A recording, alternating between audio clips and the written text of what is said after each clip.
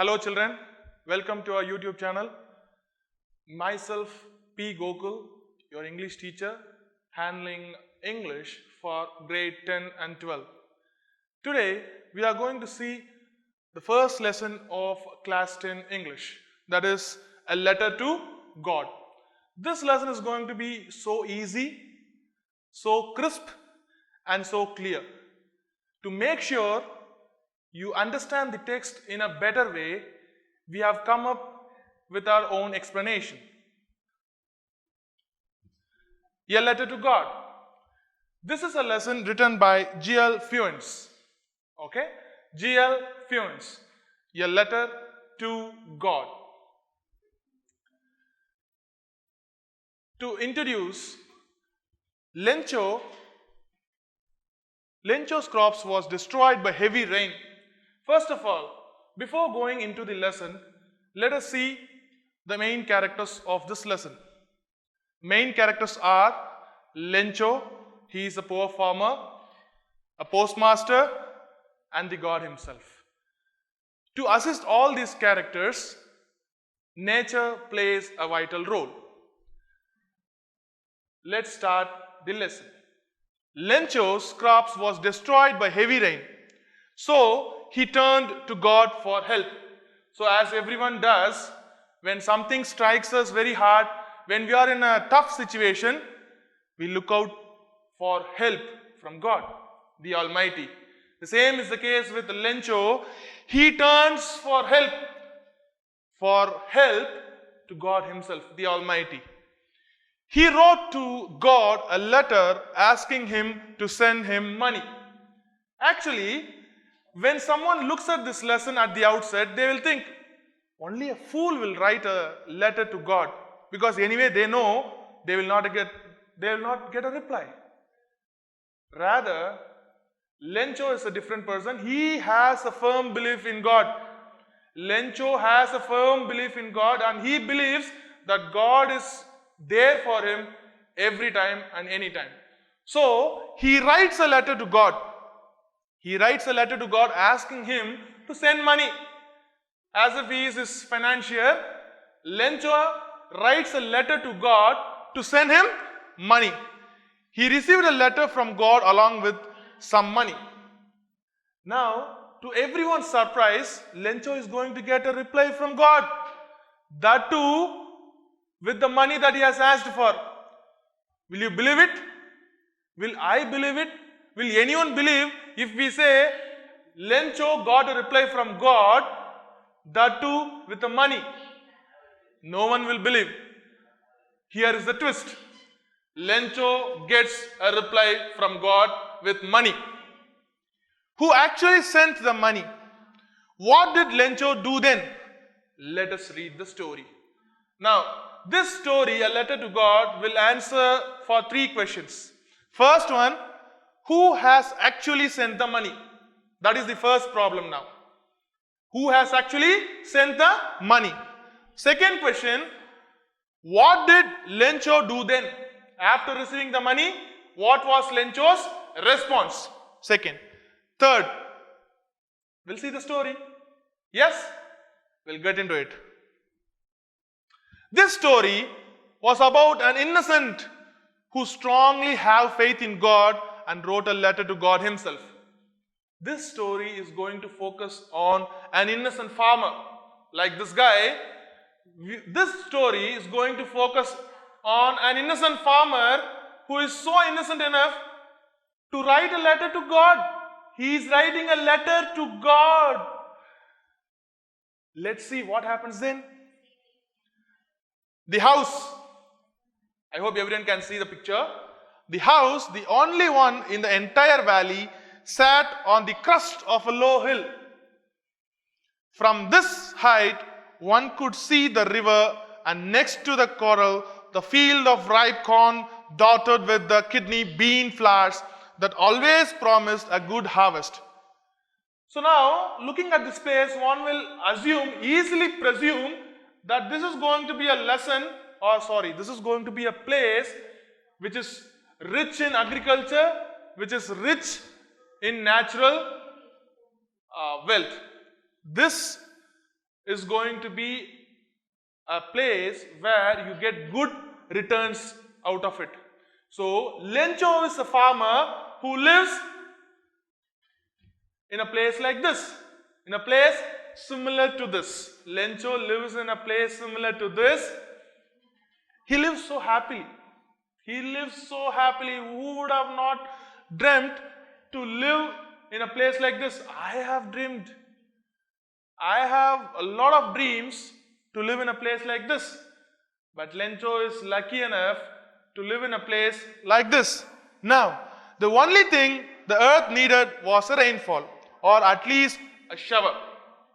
The only thing this place needs, the only thing that this place requires is a good amount of rainfall, or at least a shower.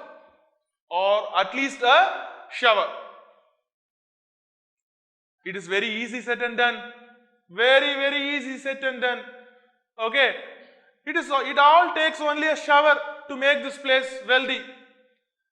You should have a rain, right? Then only any place will be wealthy or healthy with rich natural resource. Let's see what happens. It was during the meal that, just as Lencho had predicted, big drips of rain began to fall.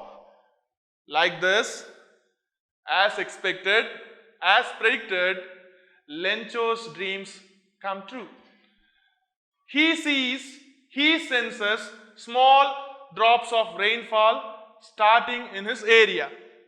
In the northeast, huge mountains of clouds could be seen approaching. So if a place is like going to get a rich shower of rain, you could sense clouds approaching near you in a fast or in a rapid pace.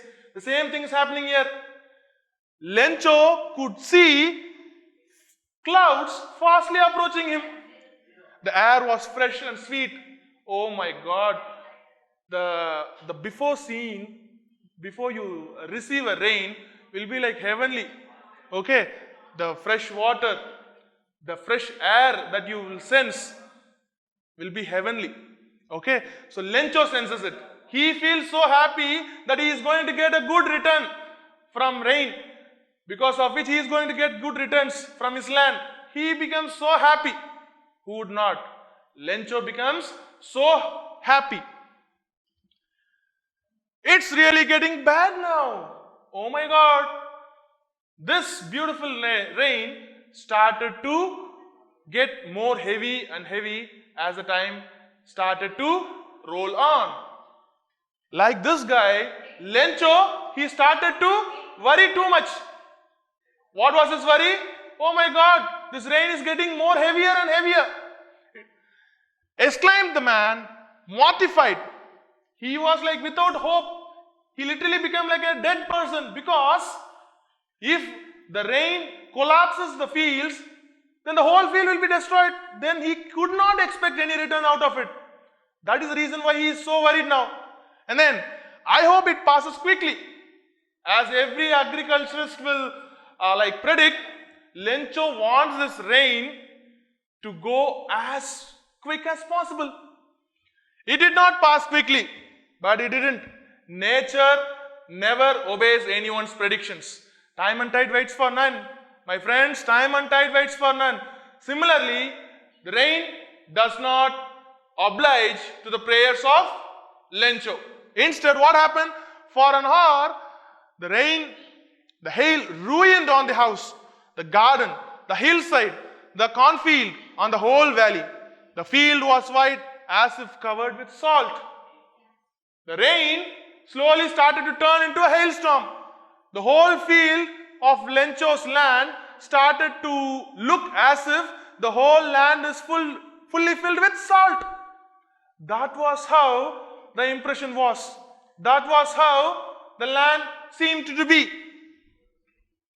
Lencho is a man who was devastated, lost all of his hopes. Okay, he was not having any confidence on his land. Devastated because of the hailstorms. This hailstorm has totally made him very weak by heart. That hits his farm and ruined almost everything. It ruined everything. The whole land was ruined. The corn was totally destroyed. That night was a sorrowful one. Look at this face. Look at this face of a farmer who is disheartened, who has literally lost hope in everything. This was the actual mindset of Lencho when the rain ruined his whole land. All our work for nothing. All our work for nothing. The only one word that I literally hate in English is nothing. Lencho feels the same. All my work, all my sweat, all my tears have gone nothing.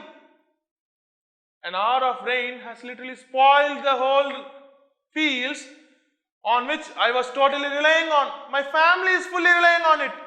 But everything is ruined now. There's no one who can help us. There is no one who can stand against nature if it wants to fight with the humanity.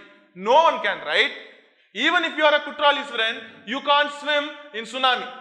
That is for a fact. Lencho faces the same situation here. Because nature is standing against him. He can't fight back. He can't do anything. Look at this side. At this situation, having full faith of God, he then wrote a letter to God. This is where the story takes a new turn. Lencho takes a step which no one will actually even imagine to do. That is to write a letter to God. Lencho does it. Now, having full faith on God, Lencho wrote a letter to God. Look at him. But he actually wrote with full confidence. This side was because of the situation actually prevailing there. But Lencho wrote the letter to God with full confidence. God, he wrote, if you don't help me, my family and I will go hungry this year. God, he's writing, if you don't help me now, my family will be in hunger. We will be suffering in hunger. Please help me. I need 100 pesos. Pesos here is the currency. Okay. I need 100 pesos in order to sow the field again. I need to sow the fields again. I need to buy the raw materials. I needed to feed my family, for which I need 100 pesos. And to live until the crop comes. Because the hailstorm. It means the hailstorm has totally shattered my beliefs, my mind, my dreams. So please help me with 100 pesos. Now, the postmaster came up with an idea. Answer the letter. When the postmaster received the letter given by Lencho, who received it? The postmaster in that post office received the letter and he decided.